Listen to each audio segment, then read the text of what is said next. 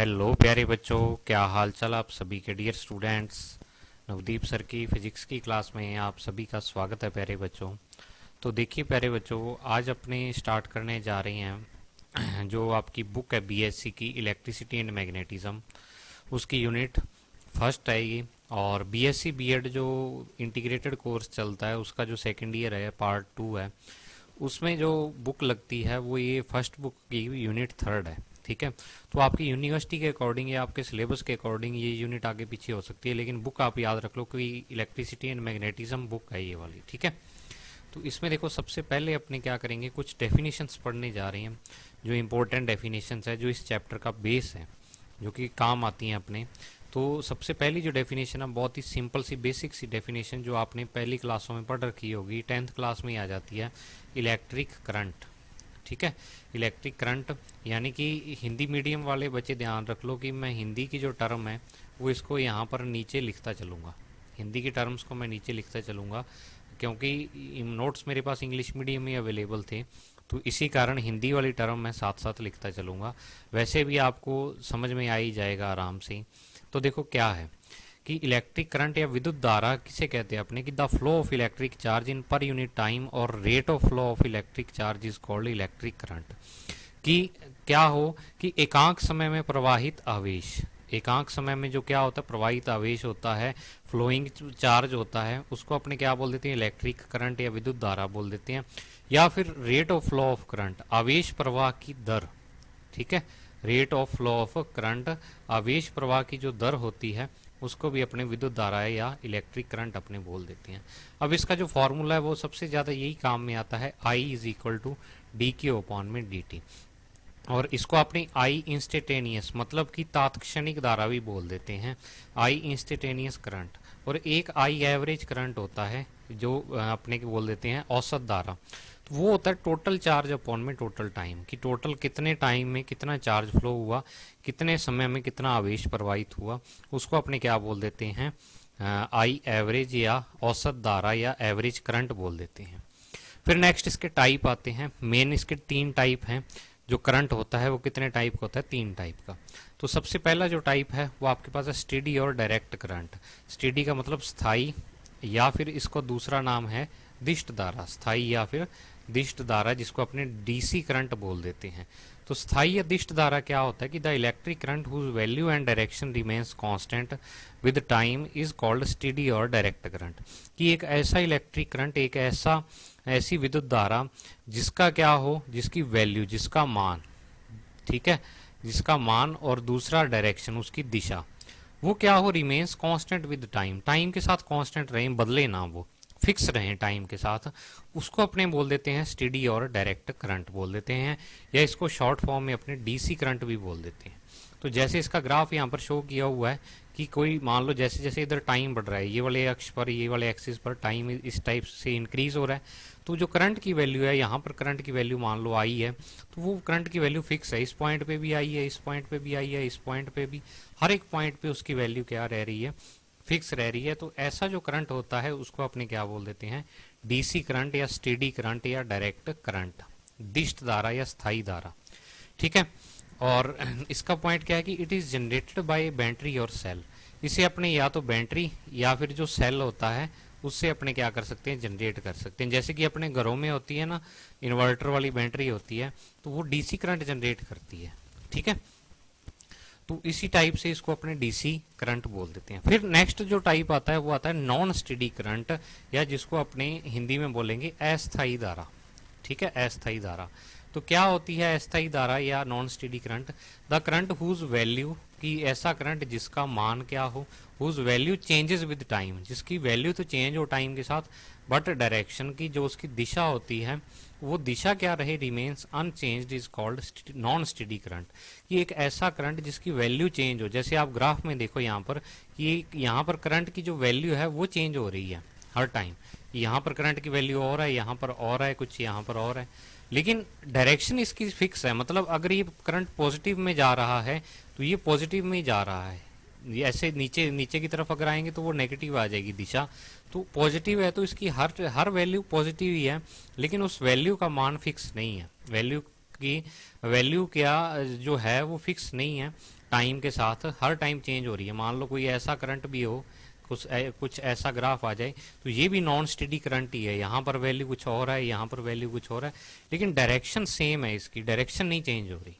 और these current are generated by rectifier. ये जो करंट होते हैं इसको अपने रेक्टिफायर से जनरेट करते हैं, या हिंदी में जिसको बोल देते हैं दिष्टकारी। दिष्टकारी से इनको उत्पन्न कर सकते हैं रेक्टिफायर। जो आपने डायोड द्वारा रेक्टिफायर बनाते हैं ना अपने अलग अलग टाइप के, full wave rectifier, half wave rectifier, अर्ध तरंग दिष्टकारी, पूर्ण तरंग दिष्टकारी, तो उनसे ये वाले करंट है वो जनरेट होते हैं। फिर थर्ड नंबर पर आता है अल्टरनेटिंग करंट, या जिसको अपने शॉर्ट में एसी बोल देते हैं, या हिंदी में इसको बोल देते हैं प्रत्यावर्ती धारा। ठीक है, हिंदी में मैंने नोट्स इसलिए नहीं बनाए क्योंकि ये वाला जो चैप्टर है इसका लगभग 90% पार्ट है वो कैलकुलेशन वाला है। तो कैलकुलेशन में आपको लैंग्वेज से कोई मतलब नहीं होता, कैलकुलेशन में आपको कैलकुलेशन आनी चाहिए। ठीक है, तो थोड़ी बहुत जहाँ पर हिंदी की आवश्यकता पड़ेगी मैं वहाँ पर हिंदी में बताता जाऊँगा, बाकी आप इंग्लिश में करो तो और अच्छा है। तो देखो क्या है कि the electric current whose value या फिर magnitude and direction both changes with time is called alternative current. कि एक ऐसा करंट जिसकी क्या हो वैल्यू, या जिसका मान, और जिसकी दिशा, जिसकी डायरेक्शन क्या हो, दोनों समय के साथ परिवर्तित हो। चेंजेस विद क्या हो, टाइम हो, परिवर्तित होनी चाहिए दोनों टाइम के साथ। इसको अपने एसी करंट बोल देते हैं, शॉर्ट में A.C से लिखते हैं। तो ये इसका ग्राफ है कि मतलब देखो अगर मैं यहाँ से लेके यहाँ तक बात करूँ तो यहाँ पर करंट की वैल्यू पॉजिटिव है, इस पॉइंट पर भी पॉजिटिव है, इस पॉइंट पर भी पॉजिटिव है, इस पॉइंट पर भी। लेकिन मान लो ये ए पॉइंट है, ये बी है, लेकिन जैसे ही बी से लेके मैं सी पॉइंट तक जाता हूँ तो हर एक पॉइंट पर करंट की वैल्यू क्या आ रही है, नेगेटिव आ रही है यहाँ पर। ठीक है, तो इस टाइप से क्या होगा कि ए से लेके बी तक तो करंट की वैल्यू क्या रही, पॉजिटिव रही, और बी से लेके सी तक करंट की वैल्यू क्या रही, नेगेटिव रही। और हर टाइम वैल्यू भी क्या हो रही है, इसका मान भी क्या हो रहा है, चेंज हो रहा है, हर एक पॉइंट पे अलग अलग वैल्यू आ रही है। तो मतलब करंट की डायरेक्शन भी चेंज हो रही है, पॉजिटिव नेगेटिव, और करंट की वैल्यू भी चेंज हो रही है। इसको अपने क्या बोल देते हैं, एसी करंट बोल देते हैं। और यहाँ पर एसी करंट के बारे में और क्या लिखा है कि its direction changes after a fixed time interval. इसकी जो डायरेक्शन है वो एक फिक्स टाइम इंटरवल के बाद क्या होती है, चेंज होती है। ठीक है, जैसे टाइम इंटरवल अपने ये ले लेते हैं कि 0, ये वाला जो टाइम होता है बी पर, इसको अपने T/4 से लेते हैं। ठीक है, T/4 टाइम। फिर ये जो टाइम होता है ये T/2 टाइम होता है, फिर ये 3T/4 टाइम होता है। अगर आपने अल्टरनेटिंग करंट वाला चैप्टर पढ़ा हुआ तो, और ये T टाइम, मतलब 0 से लेके T टाइम तक ये अपने कंप्लीट करता है जो टाइम पीरियड होता है। ठीक है, सॉरी, या T/4 इसको लेते होते हैं, इसको T/2 लेते हैं, इसको 3T/4, इसको T, तो वो आप जैसे मर्जी ले सकते हो, वो इसके समझने का तरीका है एक। ठीक है, तो नेक्स्ट है अपने पास करंट डेंसिटी या फिर धारा घनत्व। आज की जो वीडियो है इसमें अपने बस ओनली डेफिनेशंस पढ़ेंगे, कि जो डेफिनेशंस मेन है अपने पास उनके बारे में अपने स्टडी करेंगे। तो नेक्स्ट है करंट डेंसिटी, धारा घनत्व। करंट डेंसिटी देखो क्या होती है कि the electric current flowing from perpendicular and per unit area of a conductor is called its current density. कि मान लो कि यहाँ पर कोई इलेक्ट्रिक करंट फ्लो हो रहा है, ऐसे किसी मान लो वायर के अंदर करंट फ्लो हो रहा है, कोई मोटी वायर है इस टाइप से, ऐसे यहाँ पर ये वायर है, तो इस वायर के अंदर मान लो ऐसे करके क्या हो रहा है, करंट फ्लो हो रहा है, ये वायर है टोटल एक।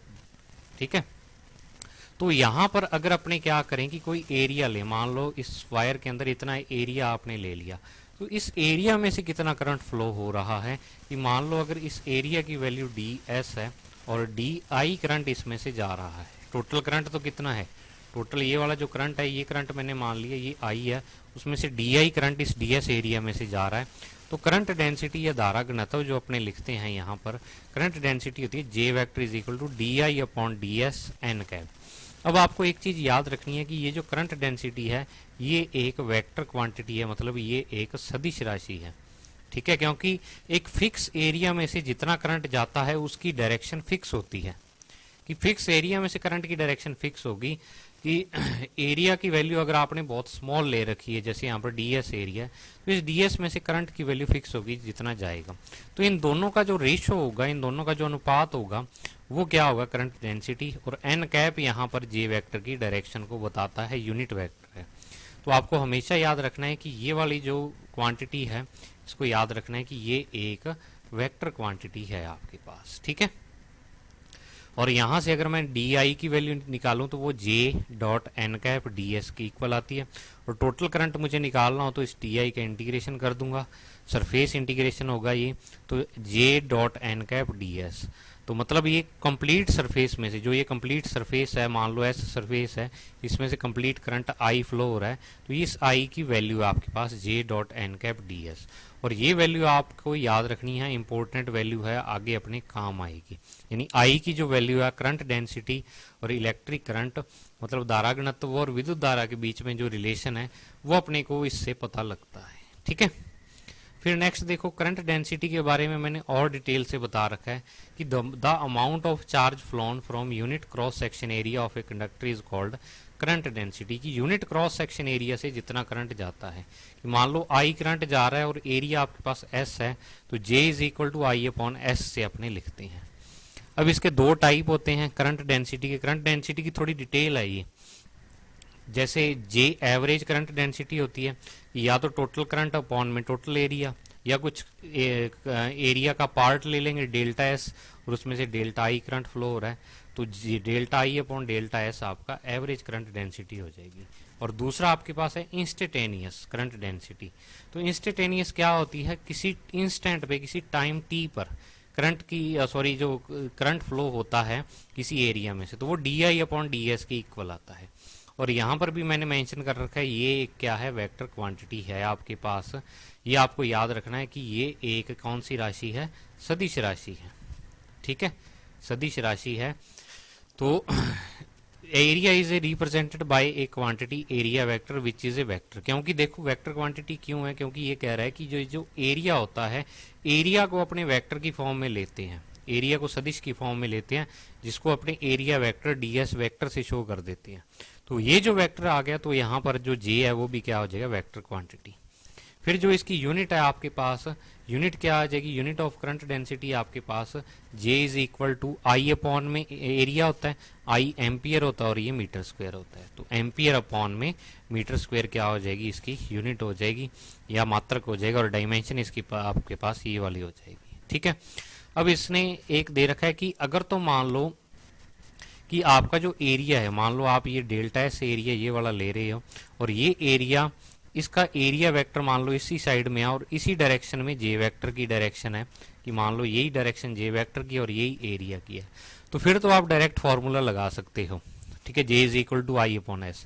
लेकिन अगर मान लो ये एरिया वेक्टर इसके साथ डेल्टा एस वेक्टर जो है वो इस जे के साथ कुछ एंगल बना रहा हो, कुछ कोण बना रहा हो, जैसे मान लो थीटा एंगल बना रहा है यहाँ पर। ठीक है, कि जे वेक्टर की डायरेक्शन करंट की डायरेक्शन में ही अपने लेते हैं, तो ये जो बना रहा है यहाँ पर एंगल बना रहा है, मतलब जे और एस के बीच में कुछ एंगल हो, तो अपने यहाँ पर इस डेल्टा एस को दो कंपोनेंट में डिवाइड करेंगे घटकों में, एक डेल्टा एस कोस थीटा होगा और एक डेल्टा एस साइन थीटा हो जाएगा। ठीक है, कंपोनेंट में डिवाइड करेंगे, और जो कंपोनेंट इसके पैरेलल होगा, जो कंपोनेंट क्या होगा, इसके पैरेलल होगा, मान लो ये वाला पैरेलल है, इसके समांतर है, उसको अपने मल्टीप्लाई करेंगे। तो देखो नेक्स्ट देखो अपने पास, तो यहाँ पर J in this condition we take the component of delta S which is in the direction of J vector. J vector की डायरेक्शन में आपको एरिया का कंपोनेंट लेना है, तो J is equal to delta I upon delta S cos theta, ये आ जाएगा। और डेल्टा आई की वैल्यू अगर निकालूं तो J delta S cos theta आ जाएगा, और इसको मैं लिख सकता हूँ J vector dot delta S vector. मतलब यहाँ से अपने को एक दो बातें क्लियर हो रही हैं। एक बात तो ये क्लियर हो रही है कि जे वेक्टर है, ये एक वेक्टर क्वांटिटी है, जे एक सदिश राशि है। ठीक है, और दूसरी बात ये क्लियर हो रही है कि जो आई है, विद्युत धारा है, वो एक स्केलर क्वांटिटी है, वो एक क्या है, अदिश राशि है, क्योंकि दो सदिश राशियों के जो अपने डॉट प्रोडक्ट करते हैं, यहाँ पर डॉट प्रोडक्ट किया होगा तो उससे एक अदिश राशि मिलती है अपने को। ठीक है, ये प्रूफ तभी मैंने कराया, बाकी ज्यादा डिटेल में जाने की जरूरत आपको इतनी नहीं है। अगर आप क्या करना चाहो कि ओनली डेफिनेशन याद करना चाहो तो डेफिनेशन याद कर सकते हो। और ये वाला फॉर्मूला मैंने आपको पीछे बताया ही था कि इसका सरफेस इंटीग्रेशन कर देंगे तो जे डॉट डी एस आपका आई के क्या आ जाता है, इक्वल आपके पास आ जाता है। तो आज की वीडियो में बच्चों इतना ही। तीन चीजें अपने पढ़ी। पहले सॉरी तीन टाइप पढ़े थे करंट के, फिर उसके बाद में करंट डेंसिटी पढ़ी कि करंट डेंसिटी क्या होती है। और करंट डेंसिटी में आपको बस यही formula I is equal to J dot D S, जो कि आपके बहुत काम आएगा आगे। और सरफेस इंटीग्रेशन, और कई बार आपको इस टाइप से लिखा हुआ भी क्लोज्ड सरफेस के लिए भी लिखा हुआ मिल सकता है कि किसी बंद लूप के लिए ये वाला जो फॉर्मूला है वो इस टाइप से लगाया हुआ मिल सकता है। तो आज की वीडियो में बच्चों इतना ही, मिलते हैं नेक्स्ट वीडियो में, तब तक के लिए thank you, have a nice day प्यारे बच्चों।